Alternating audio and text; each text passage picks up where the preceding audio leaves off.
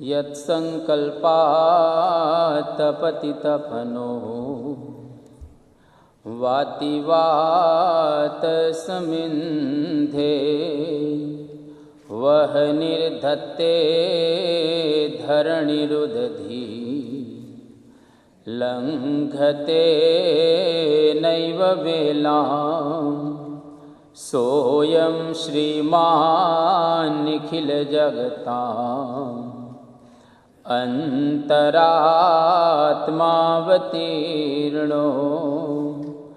धर्मं रक्षन् दिशतु कुशलम् स्वामिनारायणो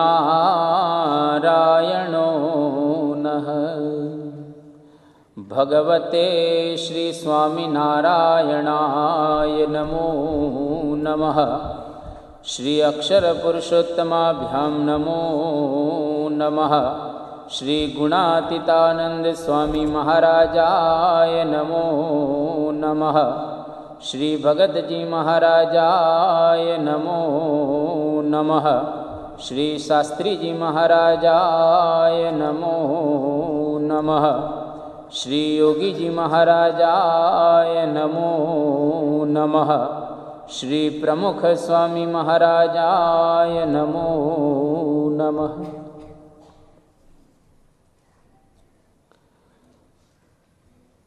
श्रीजी महाराजना वखतमां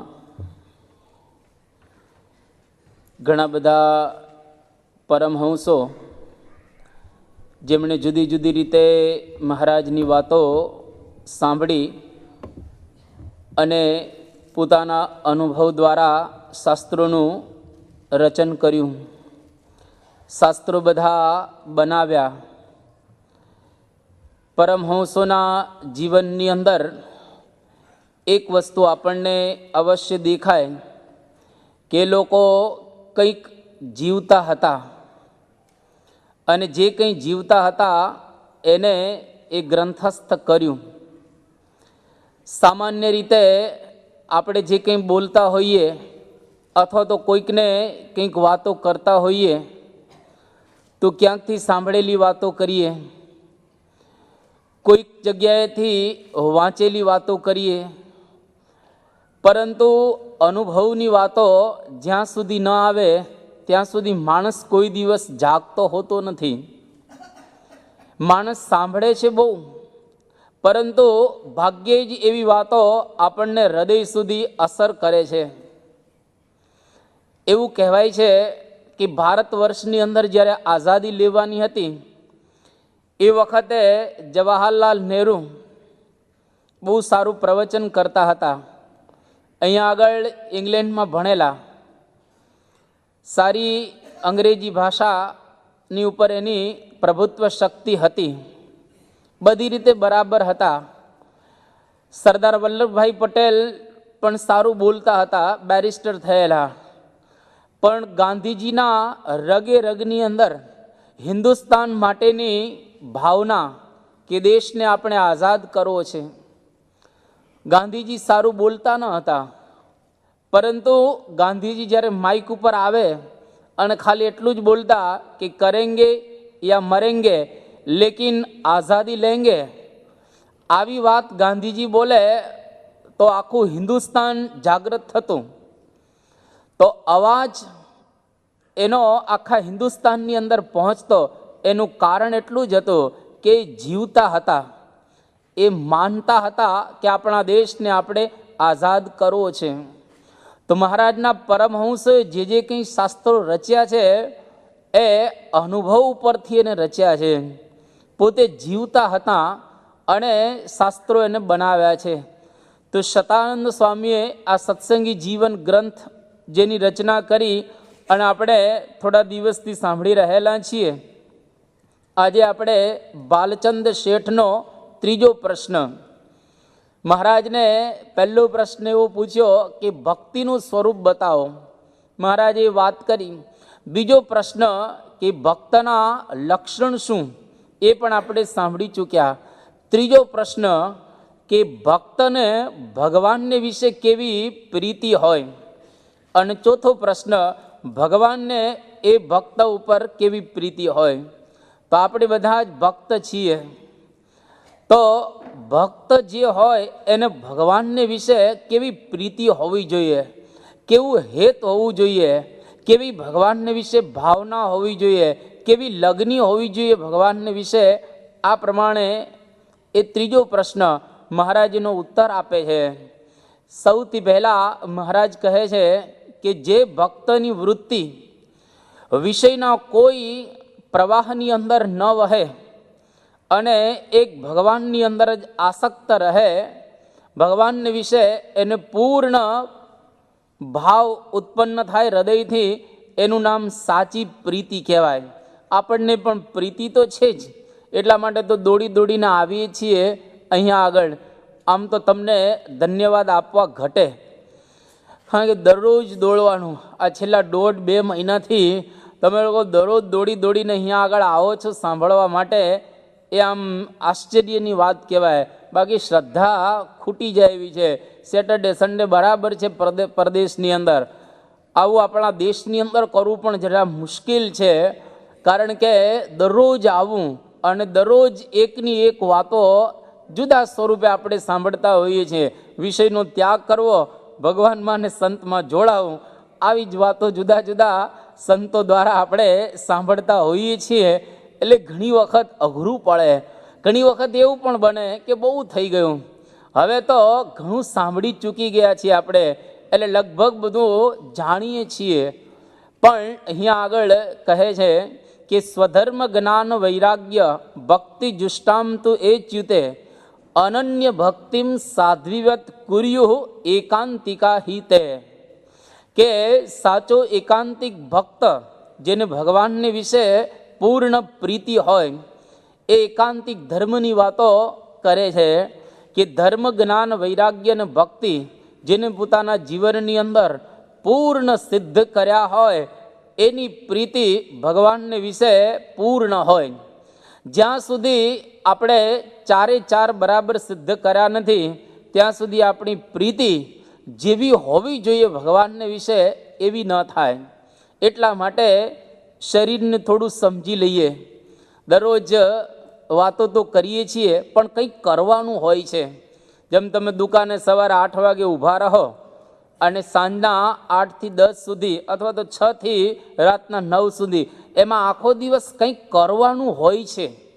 એવી જ રીતે સાંભળીએ છીએ તો ખરા, પણ કંઈક આધ્યાત્મિક માર્ગની અંદર કરવાનું હોય છે.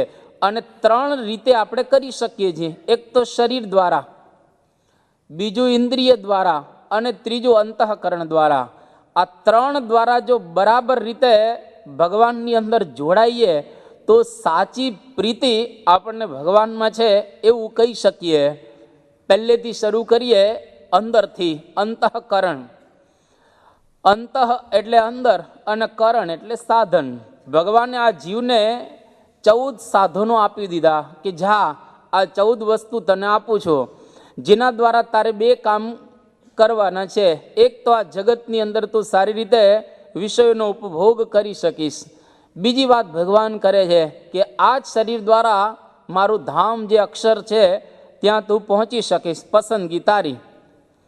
હવે સંસારની અંદર તો આપણે કરીએ છીએ જુદા જુદા કાર્યો આ શરીર દ્વારા, પરંતુ ભગવાને જે આપણને શરીર આપ્યું છે એના દ્વારા ધામ સુધી પહોંચવાનું છે, અક્ષરધામ. હમણાં એક હરિભક્ત પ્રશ્ન પૂછતા હતા, આમ સારો પ્રશ્ન લાગ્યો કે બ્રહ્મદર્શન સ્વામી અહીંયા આગળ વાત કરતા હતા થોડા દિવસની, એમાં એને એવી વાત કરી કે તમે એવું ન માનતા કે ધામ આપણા માટે રિઝર્વ થઈ ગયું છે, તમે એવું ન માનતા કે ધામ આપણા માટે, આ વાત એને વારે વારે કરી. તો પ્રમુખ સ્વામી મહારાજે ઘણી વખત આપણને કહ્યું છે કે જાઓ આ સભાના જેને દર્શન થયાના અક્ષરધામમાં લઈ જશો. ઘણી વખત ઉત્સવ સમયમાં પણ બાપા બોલ્યા છે કે આ સમયના જેને દર્શન કર્યા એ બધા અક્ષરધામના અધિકારી. તો બાપાએ આપણને કોલ આપી દીધો હોય અક્ષરધામમાં બેસવાનો, અને બાપાએ જો બોલી ગયા હોય તો આપણને કેમ ધામ ન મળે? તો રિઝર્વ તો આપણા માટે ધામ થઈ ગયેલું છે બાપાએ કીધું એટલે. વાત એકદમ સાચી છે, કોઈ પ્રકારની ખોટી વાત નથી અને બે વચ્ચે વિરોધ નથી. બ્રહ્મદર્શન સ્વામી કહે છે એ વાતે સાચી છે ને બાપાની સાચી છે. આને આ જન્મે અક્ષરધામમાં જવું હોય એના માટે શુદ્ધ તો થવું જ પડશે. અને બાપાએ કહ્યું છે અક્ષરધામમાં લઈ જઈશ, માર્ગે બધા જ ચડી ગયા છે. આ જન્મે નહીં તો આવતા જન્મે, એના નહીં તો પછીના જન્મે. મહારાજને ક્યાં ઉતાવળ છે ને બાપાને ક્યાં ઉતાવળ છે? પણ આપણે ઉતાવળ કરવાની છે, એમનો કોઈ ઉતાવળ જ નથી. એ તો સારું છે. અને એ પરંપરા તો હજારો જન્મો સુધી રહેવાની છે. આ પૃથ્વીનું તળ રહેશે ત્યાં સુધી સત્પુરુષ રહેવાના છે. પણ આપણે જો ઉતાવળ હોય કે મારે આને આ જન્મે પાર પાડવું છે તો એના માટે શુદ્ધ થવું જ પડશે. એ સિવાય બીજો કોઈ રસ્તો બતાવેલો નથી.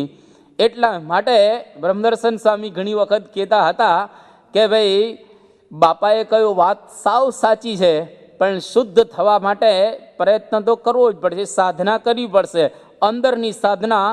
હવે આ પ્રમાણે મન દ્વારા સાચી પ્રીતિ ક્યારે ઉત્પન્ન થાય કે મન, બુદ્ધિ, ચિત્ત ને અહંકાર, આ ચારે ચાર અંતઃકરણ રહેલા છે એ ભગવાનની અંદર પૂર્ણ જોડાઈ જાય ત્યારે આપણે અંતઃકરણથી જોડાયા કહેવાય. સૌથી પહેલા મન. આખા દિવસની અંદર કથા તો આપણે સાંભળીએ છીએ, કેટલું ભગવાનનું સ્મરણ કર્યું. આ કરવાનું આવ્યું, કંઈક કરવું પડે. જેમ આપણે દુકાન ચલાવીએ છીએ એમાં ચલાવવું પડે છે મન, એના દ્વારા ચિંતન કરવું પડે. અને એ ચિંતન ભલભલાને કરવું પડ્યું છે. મહાભારતનો પ્રસિદ્ધ પ્રસંગ કે જ્યારે યુદ્ધ થવાનું હતું પાંડવો અને કૌરવોનું, એ વખતે કૃષ્ણ ભગવાને પ્રતિજ્ઞા કરી કે 18 દિવસના યુદ્ધમાં હું એક પણ વખત હાથમાં હથિયાર ધારણ નહીં કરું. આ કૃષ્ણ ભગવાનની પ્રતિજ્ઞા. એ જ વખતે ભીષ્મ પિતામહે પ્રતિજ્ઞા કરી કે 18 દિવસના યુદ્ધમાં એક વખત હું કૃષ્ણને હાથમાં હથિયાર ધારણ કરાવીશ, અને યદિ વાસુદેવ કર ચક્ર ન ધરે તો તુમકો મુખ ન દિખાઉં, લાજત હે મેરી ગંગા જનની और સંતનું સૂત ન કહાઉં, યદि વાસુદેવ કર ચક્ર ન ધરે તો તુમકો મુખ ન દિખાઉં. કે એક વખત તો હાથમાં હથિયાર ધારણ કરાવીશ જ કૃષ્ણને. હવે આ બાજુ ભીષ્મે પ્રતિજ્ઞા કરી. 9 દિવસ પૂરા થયા યુદ્ધના. 9 દિવસને અંતે દુર્યોધન ભીષ્મ પિતામહની પાસે આવીને કહે છે કે દાદા લડતા નથી બરાબર, અને જો ખરેખર બરાબર તમે લડતા હો તો 9 દિવસમાં એકાદો મરવો જોઈએ ને પાંડવ. 18 દિવસ તો ચાલો ને, અડધે જ પહોંચી ગયા આપણે, એનો એકાદો મરવો તો જોઈએ ને. 5માંથી એકેય મર્યો નથી, માટે બરાબર મન મૂકીને લડતા નથી. એ જ દિવસે ભીષ્મ પિતામહ દુર્યોધનને કહે છે, પ્રતિજ્ઞા કરે છે કે આવતીકાલે કાં હું નહીં અને કાં અર્જુન નહીં. અને આ તો ભીષ્મની પ્રતિજ્ઞા.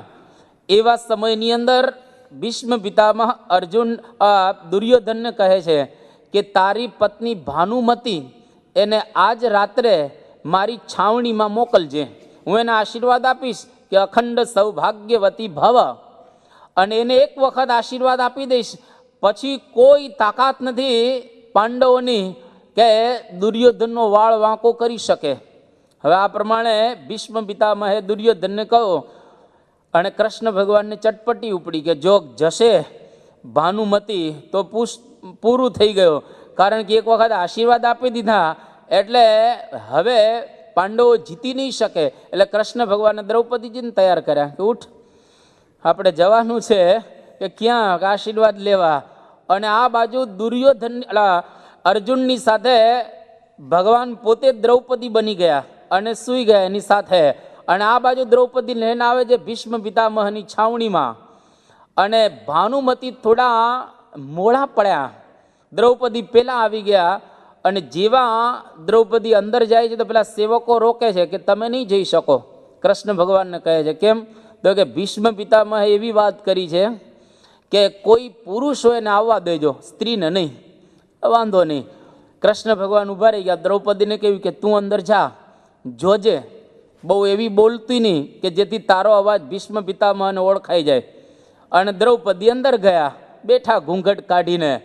અને એ જ વખતે કહે છે કે દાદા હું આવી ગઈ છું. ધીરે રહીને બોલી દ્રૌપદી જેવી બોલી એ જ વખતે ભીષ્મ પિતામહે આશીર્વાદ આપ્યા કે અખંડ સૌભાગ્યવતી ભવ.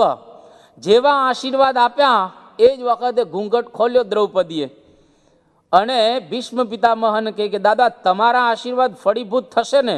કે તું ક્યાંથી આવી ગઈ?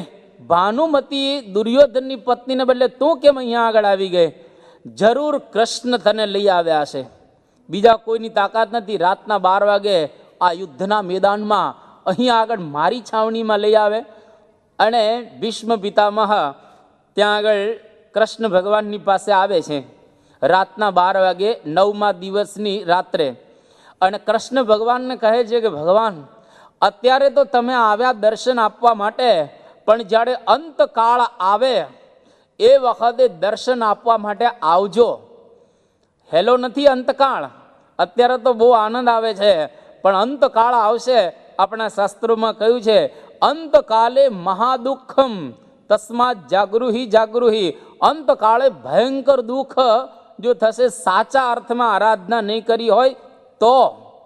એટલે અંતકાળે બહુ જ તકલીફ હોય છે. ઘણી વખત તમે જોજો અંતકાળે શરીરમાં એટલી બધી પીડા હોય, ભગવાનનું ભજન તો બહુ દૂરની વાત રહી ગઈ. એ વખતે બાપા યાદ આવવા પણ અઘરા પડી જતા હોય છે. એટલા માટે છતી દેહે સ્થિતિ થઈ જવી જોઈએ. સ્થિતિ જો એવી થઈ જાય તો પછી અંતકાળ જેવું કશું છે નહીં. એ અંતકાળ આવવાનો નથી. આપણે અંતે ભગવાનના ધામની અંદર એમને બેસી જવાના છીએ. એટલા માટે જ્યારે મહાભારતનું યુદ્ધ પૂરું થયું અને પૂરું થતાં પહેલાં 10મા દિવસની જ્યારે શરૂઆત થઈ, ભીષ્મ પિતામહ જબરજસ્ત લડે છે. એટલા બધા ભયંકર રીતે લડે છે અને અર્જુનના રથ ઉપર એટલા બધા બાણ વરસાવે છે. અને ભગવાને જાણ્યું કે અર્જુનને મારી નાખશે, પોતે નીચે ઉતરી ગયા. એક રથનું પૈડું પડેલું હાથમાં ધારણ કરી અને ભીષ્મને મારવા માટે ઉગામે છે. ભીષ્મ પિતામહ યાદ કરે છે કે ક્યાં ગઈ પ્રતિજ્ઞા લીધેલી કે એક વખત હાથમાં હથિયાર ધારણ નહીં કરો, અને પ્રતિજ્ઞા ક્યાં ગઈ? ભગવાન તમે પ્રતિજ્ઞા નથી પાડતા? કૃષ્ણ ભગવાન બહુ સુંદર જવાબ આપે છે કે ડારી ચક્ર હરી હસી પડ્યો. હાથમાં ચક્ર ભગવાન હસે છે કે ડારી ચક્ર હરી હસી પડ્યો અને દિયો ઉત્તર વ્રજ રાય તોડી પ્રતિજ્ઞા મોરી મેં તોરી પ્રતિજ્ઞા કા. દાદા તમારી પ્રતિજ્ઞા સાચવવા માટે મેં મારી પ્રતિજ્ઞા તોડી નાખી. કે હાથમાં હથિયાર તમને ધારણ કરાવીશ એ તમે પ્રતિજ્ઞા કરેલી, તો હું મારા ભક્તની પ્રતિજ્ઞાને પૂરી કરું છું જો સાચા ભાવથી ભક્ત મારામાં જોડાય તો. અને અંતકાળે ભીષ્મ પિતામહ બાણની શૈયા ઉપર હતા. આખા શરીરમાં બાણ વાગે છે. ખાલી ટાંકણી વાગે ને તો મુશ્કેલી હોય છે. ટાંકણી વાગે તોય લોહી નીકળે તો એમાંય મુશ્કેલી, સોય વાગે કે કાંટો વાગે તોય મુશ્કેલ. આખા શરીરની અંદર બાણ વાગ્યા છે અને માથું આમ લબડે છે. ભીષ્મ પિતામહની પાસે કૃષ્ણ ભગવાન ગયા, સ્મરણ કરતા હતા ભીષ્મ પિતામહ કૃષ્ણ કે ક્યારે આવે દર્શન આપવા. જો અંતઃકરણથી જોડાયેલા હતા, ભગવાને દર્શન આપ્યા અને અંતકાળ સુધારી દીધો. એટલે ગીતામાં લખાણો કે અંતકાલે ચ મામેવ સ્મરણ મુક્તવા કલેવરમ યહ પ્રયાતિ સમદભાવમ યાતિ નાસ્ત્યત્ર સંશય. જો કોઈ સંશય ન રહે, જો અંતકાળે મારું સ્મરણ કરતો કરતો જાય તો, એટલે મન દ્વારા આખો દિવસ નવરા પડીએ એટલે મહારાજ સ્વામીને સંભાળવા, અંદરથી સ્મરણ કર્યા રાખું. તો એવી રીતે જો સ્મરણ કર્યા રાખે તો મહારાજ આપણા હૃદયની અંદર પ્રગટ થતા જ હોય છે. કાર્યાણીના એક બાઈ જે મહારાજને સંભાળતા હતા, પેલા હોથીઓ પટગર, એ મહારાજને સંભાળતા હતા. તો શ્રીજી મહારાજ ત્યાં ગયા અને મહારાજે કહ્યું કે આ રીતે હું અહીંયા આગળ તમારું સ્મરણ સાંભળીને આવ્યો છું. તો ઓલી બાઈ કે મને તો હેવા છે કે તમને સ્મરણના હેવા પડી ગયા છે, ટેવ પડી છે, તો મને દર્શન આપવાના પણ હેવા પડ્યા છે. પેલો ભરવાડ સીમમાં રહેનારો કોઈ દી ગઢડામાં આવેલો નહીં અને શ્રીજી મહારાજે દરવાજો બનાવ્યો. પહેલી વાર હો સ્વામિનારાયણનો દરવાજો કેવો પાઘડો પડી જાય એવો છે. અને પછી તો સીમમાં જતો રહ્યો, ઘેટા બકરા ચારે આખો દી દરવાજો યાદ કરે કે સ્વામિનારાયણનો દરવાજો કેવો પાઘડો પડી જાય એવો છે, ઘેટા બકરા ચારતો સ્વામિનારાયણ દરવાજો, સ્વામિનારાયણ દરવાજો, આટલું યાદ રહ્યો. અંતકાળે શ્રીજી મહારાજ દરવાજો હાથમાં આમ બતાવે છે પેલા ભરવાડને કે ચાલો અક્ષરધામમાં, કે મેં તો તમારી કંઠી બાંધી નથી, ક્યારેય પૂજા નથી કરી, તિલક ચંદ્રાને તો વાત દૂર રહી ગઈ, વચનામૃતની વાતો દૂર રહી, તમે મને કેમ તેડવા આવ્યા? શ્રીજી મહારાજે કહ્યું કે તે મારા દરવાજાને યાદ રાખ્યો ને, દરવાજાનું સ્મરણ કર્યા રાખ્યું ને, એટલા માટે હું તને તેડવા માટે આવ્યો છું.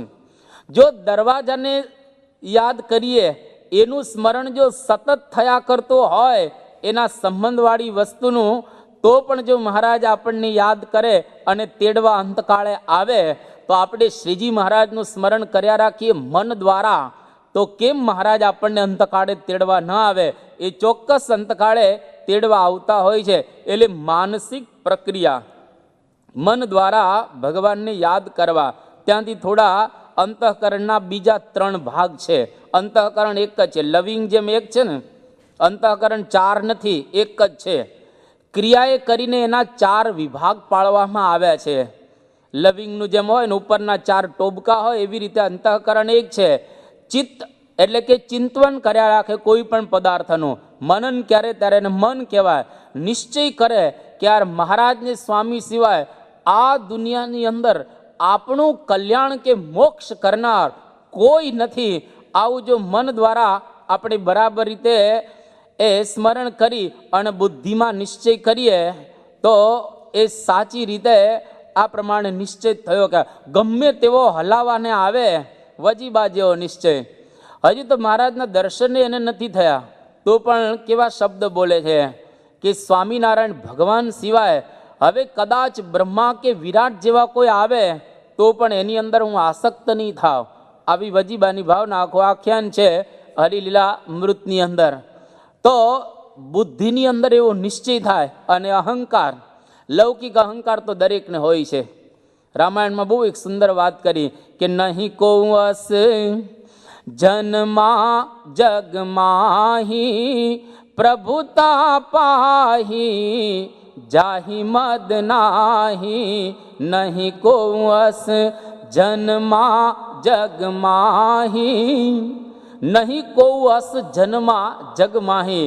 આ દુનિયામાં કોઈ એવો જન્મ્યો નથી પ્રભુતા પાહી જાહી મદ નાહી, જેને કંઈક પદ પ્રતિષ્ઠા મળે અને અભિમાન ન આવે. દુનિયામાં કોઈ જન્મ્યો નથી. ઋષિમ નારાયણમ ઋતે, એક ભગવાન નારાયણ અને નારાયણ સ્વરૂપ પ્રમુખ સ્વામી, એ સિવાય કોઈ જન્મ નથી કે જેને અહંકાર ના આવે, અભિમાન ના આવે. આવે જ, એ શંકા વગરની વાત છે. જેમ જેમ પોસ્ટ મોટી થતી જાય અહંકાર વધે.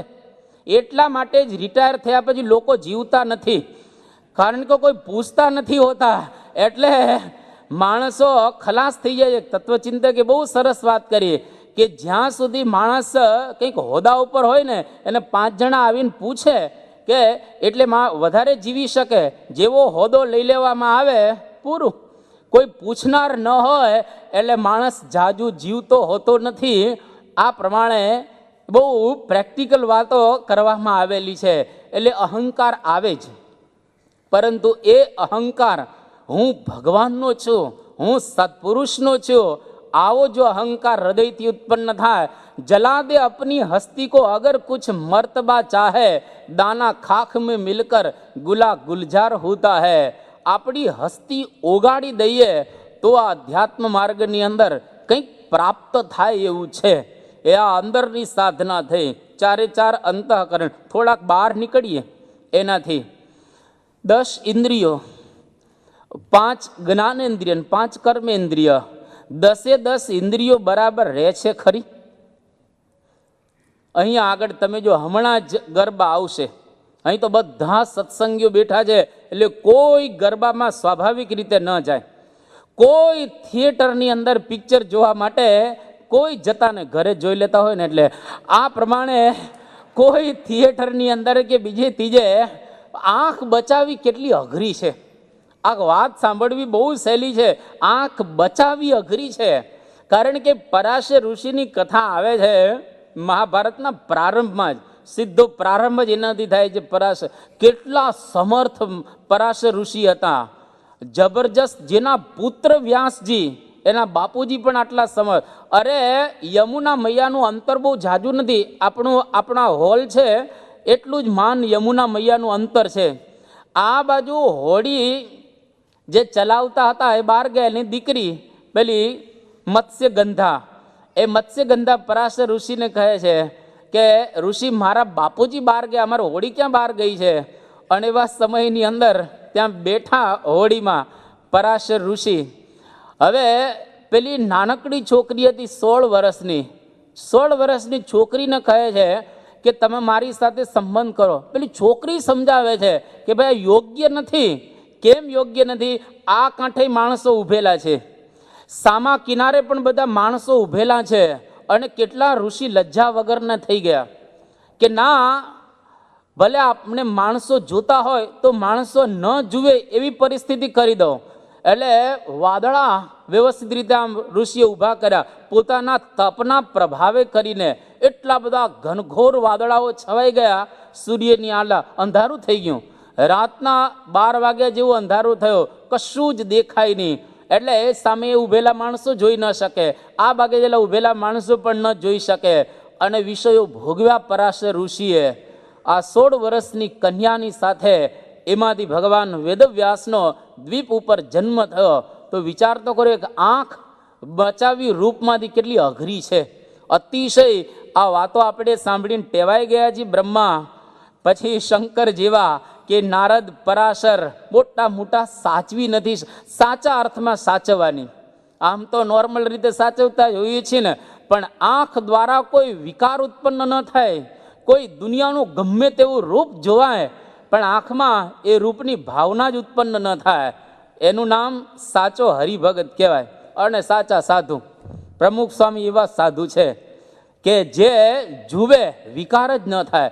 એટલા માટે જ પેલાને કેવું પડ્યું ને બાપાને કે ત્રિકાળમાં ક્યારેય સંકલ્પ નથી થયો. ત્રિકાળની અંદર સંકલ્પ ન થાય એટલે શું?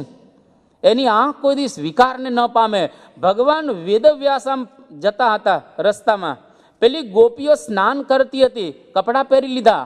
નગ્ન ગોપીઓ સ્નાન કરતી હતી, કપડાં પહેર્યા. વ્યાસજીને જે ભગવાનનો અવતાર, જેને ભારતની ભૂમિ પર 6 લાખ શ્લોકો રચ્યા છે, રચ્યા એટલાની જીવતા હતા. એને બોલ્યું, જેના આધારે આપણે કથા કરીએ છીએ. અને હજારો કથાકારો જેના દ્રષ્ટાંતો લઈ લઈને વાપરે છે, એ વ્યાસજી આમ ગયા રસ્તામાંથી, ગોપીઓએ કપડાં પહેરી લીધા. કેમ? તો કે એની દ્રષ્ટિમાં સ્ત્રી પુરુષ રહેલા છે. અને સુખદેવજી એની પાછળ જ આમ જતા હતા, કપડાં ન પહેર્યા ગોપીઓએ. વ્યાસજીને આશ્ચર્ય થયો કે મારો દીકરો, અને એની ઉંમર તો 16 વર્ષની છે, હું તો બુઢો થઈ ગયો છું અને ઘરડો થયો, મને જોઈને તમે કપડાં પહેર્યા અને મારા દીકરાને જોઈને તમે કપડાં ન પહેર્યા? કારણ કે કારણ એટલું જ કે તમારી દ્રષ્ટિમાં હજુ સ્ત્રી અને પુરુષ એવો ભેદ રહેલો છે. આને સ્ત્રી કહેવાય અને આને પુરુષ કહેવાય, પણ તમારા દીકરાની દ્રષ્ટિમાં આવો ભેદ ટળી ગયો છે. એ તો આત્મા આકારે બધાને જુએ છે. સિયા રામમય સબ જગ જાની, કરહુ પ્રણામ જોરી જુગ પાની. આ ઉચ્ચ સ્થિતિની વાત કહેવાય. આ સારંગપુરના ચોથા વચનામૃત પ્રમાણે પીએચડીની વાત. આજ પીએચડી. તો આંખ બહારના કોઈ રૂપમાં લાલાયિત ન થાય. તમે જુઓ, કોઈ સ્વાદેન્દ્રિયની મજા ન આવે, લસણ ડુંગળી છોડતા નથી. લસણ ડુંગળી હજી છૂટતી નથી. અરે શિક્ષાપત્રી આપણે વાંચીને થાકી ગયા. અરે કેટલા, હમણાં અમારા સુરતની વાત કરીએ, લંડનની વાત તો જવા દઈએ. અમારા સુરતની અંદર કાર્યકર્તાઓ તિલક ચાંદલો કરનારાઓ વ્યવસ્થિત અને અપ ટુ ડેટ તિલક ચાંદલો વ્યવસ્થિત કાર્યકર્તા, જેના ઘર મંદિરો તમે જો તો ખુશ થઈ જાઓ. 50 જણાને એક સાથે ગુટકાનો ત્યાગ કરાવ્યો. અને આ લોકો ગુટકા કેવી રીતે ખાતા હતા ખબર પડી કે સવારમાં ઉઠે અને ચા પાણી પીવે. ઘણા તો ચા પાણી પીને પૂજા કરતા હતા. કાર્યકર્તા અને એના ગામમાં ભાગવતની પારાયણ થઈ અને 50 જણાને એક સાથે ગુટકાનો ત્યાગ કરાવેલો. હવે ગુટકા નથી છૂતા ને સંસાર અંદરથી છોડવાની તો ક્યાં વાત રહે. અને ઘણા બધાના ઘરની અંદર ઘણા હવે એવા પ્રશ્ન પૂછે છે કે ભાઈ મહારાજના વખતમાં પેલી હિંગ હતી તો ચામડામાં બનાવવામાં આવતી હતી, હવે તો મશીનો આવી ગયા છે તો હિંગ ખાવામાં વાંધો શું છે? હવે તો કોઈ વાંધો રહેલો નથી તો ખાવા દો ને. શિક્ષાપત્રી તો 200 વર્ષ જૂની થઈ ગઈ, હવે શું વાંધો છે? તો એક હિંગ નથી છૂટતી અને એનો સ્વાદ છૂટતો નથી. અને વાતો આપણે મોટી મોટી સાંભળીએ છીએ અને કરીએ છીએ. કેટલી અઘરી છે આ વસ્તુનો ત્યાગ કરવો. તો સ્વાદેન્દ્રિયમાં મજા ના આવે. શબ્દ ભગવાનની કથા વાર્તા કીર્તન ભજનની અંદર ક્યારેય આળસ ના આવે. રવિવારની સભામાં ટાઈમસર આવી ગયો હોય 5 વાગે, એને શોધવો ન પડે. પ્રાય 6, 6:15 થાય એટલે રવિવારની સભા ભરાય. પણ એને મજા આવે કે ક્યારે દોડી દોડીને જઈએ. આ તો તમારી શ્રદ્ધાને ધન્યવાદ આપવા ઘટે કે 1.5-2 મહિનાથી આટલી સંખ્યામાં દરરોજ આવો છો. પણ પાછું નિયમ સાચવવો શનિ રવિ એક જ વારે એ અઘરું પડતું હોય છે. તો કાન એમાં સાંભળવામાં રહે. અને આ પ્રમાણે દરેક ઇન્દ્રિય ભગવાન સંબંધી જ વિષયો ભોગવે ત્યારે સમજી લેવું કે ઇન્દ્રિયમાં હજી સત્સંગ થયો છે. ત્યાંથી બહાર નીકળ્યું, થોડા શરીર દ્વારા બરાબર સેવા કરીએ સારી રીતે સત્પુરુષની આજ્ઞા પ્રમાણે. અને અહીંયા આગળ ક્યાં બાપા કહેવાના હતા? દરરોજ થોડા બાપા અહીં કહેવા આવવાના છે. અહીંયા આગળ પૂજ્ય સંતો જે રીતે આપણને માર્ગદર્શન આપે એ પ્રમાણે સેવા સમાગમ કરતા હોઈએ. આ 3 બરાબર હોય ત્યારે સમજી લેવું કે 75% સત્સંગ થયો છે. હજુ બાકી છે 25%. અંત્યનું છેલ્લું વચનામૃત, છેલ્લું. સંત સ્વામી ઘણી વખત એવી વાત કરતા હતા કે સત્યરૂપ એવો આત્મા અને સત્યરૂપ એવા પરમાત્મા એનો વેગ લાગે ત્યારે 16 આની સત્સંગ થયો કહેવાય. અને આવી રીતે જો આપણે સત્સંગ કરીએ તો સાચા અર્થની અંદર ભગવાનમાં આપણને પ્રીતિ છે એમ કહી શકીએ. અને એની પ્રીતિ ક્યારેય ભગવાનમાંથી ટળશે નહીં. ગમે તેવા કદાચ વિષયના વાયરા આવશે તો એ ભક્ત ક્યારેય ભગવાનમાંથી દૂર જશે નહીં. ભલે ને દુનિયાની અંદર કદાચ ઉથલ પાથલ થઈ જાય તો પણ એની પ્રીતિ એ એવી ને એવી ભગવાનને વિશે સચવાઈ રહેશે. આ ત્રીજા પ્રશ્નનો એ પ્રમાણે જવાબ છે. અને જો આવી કોઈ ભક્તિ કરે તો ભગવાનને પણ એ ભક્ત ઉપર કેવી પ્રીતિ થતી હોય છે એની વાત ચોથા પ્રશ્નની અંદર આ પ્રમાણે કરે છે કે ભગવાન એ ભક્તને માટે પોતાનું સર્વસ્વ કુરબાન કરી દે છે. અરે ત્યાં સુધી નરસિંહ મહેતાના શબ્દોમાં કે બેઠો બેઠો એ ગાય તો ભગવાન કે ઊભો ઊભો સાંભળું. લો, ભગવાન એના માટે અને ઊભો ઊભો ગાય ત્યાં હું નાચું રે. ભક્તને માટે આટલું બધું ભગવાન કરે. અરે ચકલી માટે જો બ્રહ્માંડ ભગવાન બોલવા તૈયાર થઈ જતા હોય તો આવો પરમ ભક્ત જેની વૃત્તિ સંપૂર્ણ ભગવાનમાં જોડાઈ ગઈ છે તો એના માટે ભગવાનને એના વિશે અતિશય હેત હોય. અને આ માર્ગમાં કોઈ કન્સેશન છે જ નહીં. કન્સેશન કે લાગવગ જેવું કશું ચાલવાનું જ નથી. નહીતર તો આપણે બાપાને કહીએ ને કે આ સેવા મોટી કરી નાખી છે તો પૈસાદાર ફાવી જ જાય ને. તો આમાં પૈસાદાર ફાવી જાય. ચંદુભાઈ દાડિયા જવાય કે બાપા 2 મિલિયન આપી દો, મોક્ષ કરી નાખો, માથાકૂટ મટે બધી. 2 મિલિયન છે, હવેલી તો આ બાંધી દીધી સરસ ફર્સ્ટ ક્લાસ સારી, અને બીજા 2 મિલિયન ઉપરથી તમને આપી દો. એટલે હવે મારે કશું કરવાનું છે નહીં. તો એમ નહીં, ચંદુભાઈ દાડિયા નહીં કરવાનું અને એના મહંત આત્મસ્વરૂપ છે એમ નહીં કરવાનું. અને અમે નાના સંતો છે તમારે કરવાનું તો દરેકને છે જ. એ પછી નાના હોય કે મોટા હોય, સાધના માત્ર દરેકે. આપણે બધા જીવ જ છીએ, કોઈ ઈશ્વર આ પ્રમાણે છે નહીં, કોઈ અક્ષર બ્રહ્મ નથી. એટલે દરેકે દરેક સાધના જ્યારે કરશે તો એના દ્વારા એ પ્રમાણે આગળ વધતો જશે. કદાચ દુનિયાની અંદર આપણે મોટા હશું પણ ભગવાનના માર્ગની અંદર તો સાધના કરનારો જ મોટો હશે. એ નાથ ભગત મોટો. અને આ પ્રમાણે માવા ભગત હતા. લો, ત્યાં જુનાગઢ બાજુ 1 થી 10 સુધી ગણતા નહોતું આવડતું માવા ભગતને. અને ગુણાતીતાનંદ સ્વામીને રઘુવીરજી મહારાજ જુનાગઢ વિસ્તારમાં ત્યાં આગળ ગયા, ચોરવાડને કિનારે, કોવૈયાને ફાધર.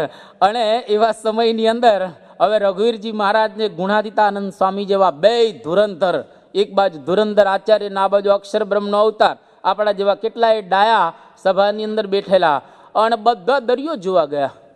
તો માવા ભગત એકલા જ બેઠા હતા, એકલા માવા ભગત બેઠા. ગુણાતીતાનંદ સ્વામી કહ્યું કે માવા ભગત તમારે દરિયો જોવા નથી જાવ? કે સ્વામી જોઈ લીધો દરિયો. કે પણ અહીં બેઠા બેઠા કેવી રીતે જોવાઈ ગયો? કે સ્વામી અહીં બેઠા બેઠા દરિયો જોવાઈ ગયો. શું છે? તો કે જાજુ છે ને ખારું છે. ઘરમાં પાણી થોડું હોય ને મીઠું હોય, પેલી બાજુ જાજુ પાણી છે ને ખારું પાણી છે, આટલું છે ને દરિયામાં જાજુ. હવે સ્વાભાવિક રીતે દરિયામાં દરેકને ફરવાની મજા. દરિયાને મૂળ તો રેતી જ છે ને, રણમાં રેતી છે, પણ દરિયાના કિનારે રેતી હોય આમ જરા મજા, મોજામાં આવતા હોય, આમ થોડોક સમય લાગે સારું. પછી પાછા એવા ને એવા લાસ વેગાસમાં લોકો પહેલી વાર જાય તો મજા, ત્યાં રહેતા હોય એને ટેવાઈ ગયા, લાઇટિંગ બધું જોઈ જોઈએ કે હવે આના કરતાં બીજે ફરીએ તો સારું. તો આ દુનિયાના કોઈ એવા આનંદ નથી જે આપણને હંમેશને માટે મજા આવે, એવું ક્યાંય છે જ નહીં. કારણ કે જગત આખું જ અપૂર્ણ છે. અપૂર્ણ જગતમાંથી પૂર્ણતાનો અહેસાસ ક્યારેય પ્રાપ્ત નહીં થઈ શકે. એટલા માટે કોઈક એવી વસ્તુ શોધવી જોઈએ કે જેના દ્વારા જ્યાં બેઠા હોય ત્યાં આનંદ. અને આ માવા ભગત સમજી ગયેલો, આટલા અભણ, અને આપણે તો કેટલા બધા ભણેલા છીએ ને, ઘણા બધા ડિગ્રીધારી એ છે, પણ માવા ભગત જેવું નથી સમજાણું. જગત ખારું નથી થયું અને માવા ભગતને ખારું થઈ ગયેલો. તો ગુણાતીતાનંદ સ્વામી એનું પ્રમાણ આપ્યું. પર્વતભાઈ શું ભણ્યા હતા? કે શું નહીં. હવે બળદના પૂંછડા આમણતા હતા અને શ્રીજી મહારાજને ઉપદેશ આપે એવા હતા. ગુણાતીતાનંદ સ્વામી કે મહારાજને સલાહ આપે એવા પર્વતભાઈ હતા. લો, મહારાજને સલાહની જરૂર જ નથી. શ્રીજી મહારાજ ભગવાનને શું સલાહની જરૂર હોય?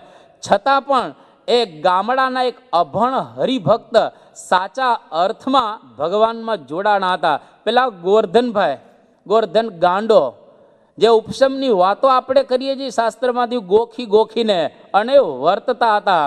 પેલો ભરવાળો હોય ને એને ખબર ન પડે કે દૂધમાં શું તત્વ છે. જે તત્વ હોય તે એ તો બકરીને ઊભી રાખી અને બોઘેણું ભરી અને પી જાય. એ બોઘેણું ભરીને પી જાય, એના પેટની અંદર દૂધ પચતું થાય. તો સાચા અર્થમાં તો ભગવાનનો આનંદ આવે અંદરથી. તો શરીર દ્વારા, ઇન્દ્રિયો દ્વારા અને મન દ્વારા જો કંઈક વ્યવસ્થિત રીતે ભગવાનમાં જોડાઈને સાધના કરીએ તો અંદરથી આનંદની શરૂઆત થાય. અને એક વખત હેન્ડલ વાગી ગયું પૂરું. ગામડાની અંદર બધા શહેરમાં રહેનારા છો, એટલે ગામડામાં આપણે ત્યાં દેશમાં શિયાળો આવે ને એટલે પેલા મશીનો બધા ઠંડા થઈ જાય, એમાં પેલું ક્રૂડ ઓઇલ હોય ને એકદમ જામી જાય. હવે જામી જાય ને સવારના પોરમાં આપણે મશીન પેલા આમ હેન્ડલ મારે તો એ પછી ઉપડે જ નહીં મશીન, એ મેડમ બંધ જ રહે. પણ પછી એક કાકડો કરવામાં આવે, એટલે અને અગ્નિ પ્રગટાવવામાં આવે, પછી ગરમ કરવામાં, ટાંકી ગરમ કરીએ, પછી પેલી જે નળી હોય ને એને ગરમ કરવામાં આવે. નળી ગરમ કરો ને ટાંકી ગરમ કરો, અને પછી જે આમ જોરથી નોર્મલ હેન્ડલ મારે ને એવી રીતે ન ચાલે, જરા જોરથી હેન્ડલ મારવા પડે. અને એકદમ જોરથી તમે હેન્ડલ મારો, ગરમ થયેલી ટાંકી હોય એમાં ક્રૂડ ઓઇલ ગરમ થઈ ગયું હોય, અને એક વખત હેન્ડલ વાગી ગયું, બસ પૂરું. એક વખત વાગી ગયું હેન્ડલ એટલે મશીન ઉપડી ગયું, પછી તમારે ઓઇલ પૂરા રાખો અને ચાલ્યા રાખે. એમ કોક વખત કોઈક શબ્દથી હેન્ડલ વાગી જશે. દરેકને દરરોજના શબ્દો લાગતા નથી. કોઈક એવો આપણને સત્વગુણ, શુદ્ધ સત્વગુણ, સાદો સત્વગુણ નહીં, શુદ્ધ સત્વગુણ વર્તતો હશે, અને એમાં એકાદી વાત કંઈક ઉતરી ગઈ આપણા હૃદયમાં અને અંદરથી જાગી જશું તો પછી હેન્ડલ વાગી ગયો અને અંદરથી આનંદની શરૂઆત થઈ ગઈ. પછી અત્યારે આનંદ આવે છે ખરો, શેનો? બહારથી, વિષયનો થોડો ઘણો અને પદ પ્રતિષ્ઠાનો થોડો ઘણો આનંદ આવે, પણ ભગવાનનો શુદ્ધ આનંદ આવે એવો બહુ જ ઓછો હોય છે. અને એવો જો આનંદ આવે તો પછી માણસ સ્થિર થઈ જાય. યોગી બાપા જો અંદરથી આનંદ આવે, 7 રોગ લઈને ફરતા હતા, સવારમાં નાસ્તો ગોળીનો કરતા, એટલી બધી ગોળીઓ ખાતા યોગી બાપા, પણ કેવો આનંદ હતો. અને હકા બાપુ કીધા, સારંગપુરનું મંદિર અત્યારે ઘણીવાર વાત કરે, સારંગપુરનું જ્યારે મંદિર બંધાતું હતું ને, યોગી બાપા આમ ટોપલા લઈ લઈને દોડે, આમ સેવા જબરજસ્ત કરે, મુખ ઉપર એટલો બધો આનંદ કે ન પૂછો વાત. વાસણો ઉટકવામાં આનંદ, હરિભક્તોની સેવા કરવામાં આનંદ. આખો દિવસ એને ક્યાં પસાર થાય ખબર ન પડે. અને એને પૂછે કે બાપા શેનો આનંદ છે? કે ગુરુ શાસ્ત્રીજી મહારાજની દ્રષ્ટિ પડી ગઈ. તો કેટલાય સાધુઓ તો હતા ને, પણ યોગી બાપાને કેમ આનંદ આવ્યો? સાચા અર્થમાં એ શાસ્ત્રીજી મહારાજની અંદર જોડાઈ ગયા હતા, એટલા માટે એને અંદરથી આનંદ હતો. અને આપણને બહારથી શોધવું પડે છે, તેવો અંદરથી આનંદ આવે. આજે સ્વામી બાપાને તમે જો ગમે ત્યાં જાય, માન કરો કે અપમાન કરો, એને ક્યાં કોઈ ફેરફાર જ ન થાય. એ રોલ્સ રોયસમાં બેસે તો એને આનંદ જ હોય, મુખ એવું ને એવું હોય. અને રિક્ષાને ધક્કા મારતા હોય તોય પણ એવો જ આનંદ હોય એના મુખ ઉપર. એનું કારણ શું છે? એ અંદરનો આનંદ છે. અને એવો આનંદ જો એક વખત શરૂ થયો તો સમજો કે પછી બહારથી કશું શોધવાનું રહેશે નહીં. એટલે આખા મહિનાને અંતે આપણે ઘણું ઘણું એ સાંભળી ચૂકેલા છે. વધારે ન બોલતા એક છેલ્લો પ્રસંગ કહી અને આ પ્રમાણે પૂરું કરું. એક વખત પ્રમુખ સ્વામી મહારાજ ત્યાં મુંબઈની અંદર વિરાજમાન હતા. અનેક શેઠ આવ્યા, ભારતના 6ઠ્ઠા નંબરના શેઠ હતા એ જમાનામાં. અત્યારે તેનું સ્થાન થોડું નીચું ગયું છે, પણ એ વખતે એનો 6ઠ્ઠો નંબર હતો. આવી અને પ્રમુખ સ્વામી મહારાજના ચરણમાં પડી ગયા, એકદમ ચોધાર આંસુએ રડતા હતા. અને સ્વામીએ કહ્યું કે તમને શું વાંધો છે? કે બાપા બધું જ છે, બંગલાઓ છે, ગાડીઓ છે, પણ એ અંતરની અંદર શાંતિ નથી, સુખ નથી. એ ગયા શેઠ. પછી સ્વામી બાપા બોલે છે કે આ બધો જ બહારનો, ઇન્ડિયાના 6ઠ્ઠા નંબરના વેપારી, વૈભવનો કોઈ પાર નહીં, તોય રડે છે. એટલા માટે કોઈ કહ્યું કે ગરીબ રડે ને 2 રૂપિયાના રૂમાલ દ્વારા આંસુ લૂછે, અને પ્રિન્સ ચાર્લ્સ રડે તો 15 પાઉન્ડના રૂમાલ દ્વારા આંસુ લૂછે. પણ રડવાનું તો બેયને છે. એટલે દુઃખ તો બે, ખાલી પદાર્થો બદલાય છે. કોઈ સારા રૂમાલથી આંસુ લે, શું ફેર પડવાનો છે? કોઈ વળી સામાન્ય રૂમાલથી આંસુ લૂછે. તો પણ રડવાની પ્રક્રિયા, દુઃખની પ્રક્રિયા એ તો બેયને રહેલી છે. એમ બહારથી જે કંઈ આપણે મેળવીએ છીએ એ બહારથી આંખ મીચાય એટલે પૂરું થઈ ગયું. 5, 25 કે 50 વર્ષનું આ જીવન રહેલું છે. અને એવું અંદરથી જીવન આપણે જીવીએ કે જેના દ્વારા આપણું જીવન સાર્થક બની જાય. અને છેલ્લે જ્યારે અહીંયા આગળથી વિદાય લેતા હોય તો આનંદ હોય કે હાશ, હવે આ દેહ છૂટે તો સારું, હવે જલ્દી જઈએ અને મહારાજની પાસે પહોંચી અને મહારાજનું દિવ્ય સુખ લઈએ. આવો આનંદ તો ત્યારે જ આવે. એક નાનકડો પ્રસંગ સાંકરીનો છે, નામ નથી આપતો. એની ઉંમર લગભગ 80 વર્ષની થઈ ગયેલી, એ ડોસાની ઉંમર. અને એના ધર્મપત્ની ધામમાં ગયા. પછી બાપાને કહે છે કે બાપા હું એકલો થઈ ગયો. તો આ પ્રમાણે એ મારો સાથ, સ્વામી કે અમે છીએ, તમે કે એકલા થઈ ગયા? અમે બેંગ્લોરમાં ભણતા, ત્યાં આપણે હરિભક્ત હતા. એની ધર્મપત્ની ધામમાં ગયા, 75 વર્ષની ઉંમરે કાકાની. અને કાકા નામ કે આખા ઘરની અંદર 23 જણાનું કુટુંબ, અને 23 જણા પાછા દાદા કરે. તો એ કાકા એમ કે હું એકલો થઈ ગયો, આમ રડે. એટલે એના ધર્મ 75 વર્ષ ધામમાં જવાની જ ઉંમર છે, અને દાદાની ઉંમર પાછી 78 વર્ષ. તો એને એવું લાગ્યા કરે કે હું એકલો. અમે કીધું આવજો, અમે લોકો અહીંયા ભણીએ છીએ, અમે બપોરે કે ત્યાં નવરા હશું એટલે તમારી પાસે થોડી વાર વાતો કરશું, બેસશું. કે પણ સ્વામી ઘરમાં હું એકલો, મારી જોડે કોણ બોલે? મારો સંગાત છૂટી ગયો. હવે 78 વર્ષની ઉંમરે સંગાતની ઈચ્છા રાખતા હોય તો કેટલી મુશ્કેલી છે આ જગતમાંથી એ જવું. તે વિવેકસાગર સ્વામીના ગુરુનો વિવેકસાગર સ્વામી પ્રસંગ કહે છે, એના ગુરુ છેલ્લે પેલો આશ્રમ બદલવાનો ને, સંન્યાસ આશ્રમ લેવાનો હોય, કપડાં ભગવા એના છોકરા કીધા હતા. તો એ વખતે આશ્રમ બદલવાનો. તો આ પ્રમાણે એ એવું સમજ્યા કે મારા લગ્નની વાત કરે છે.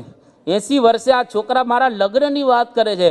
એટલે છોકરાઓને કહે છે કે હવે મને કોણ આપે? એનો મતલબ કે ઈચ્છા તો ખરી, હવે મને કોણ આપે 80 વર્ષની ઉંમરે?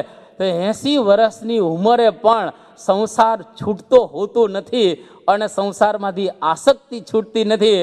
એટલા માટે આપણને વારે વારે સંતોને સ્વામી જગાડી રહ્યા છે કે જગતની આસક્તિ પૂરી કરી અને ભગવાનની જો આસક્તિ રાખીએ તો એના દ્વારા આપણું જીવન ધન્ય બની જાય તો આવું જીવન ધન્ય બનાવી શકીએ એ જ મહારાજને પ્રાર્થના. શ્રી સ્વામિનારાયણ ભગવાનની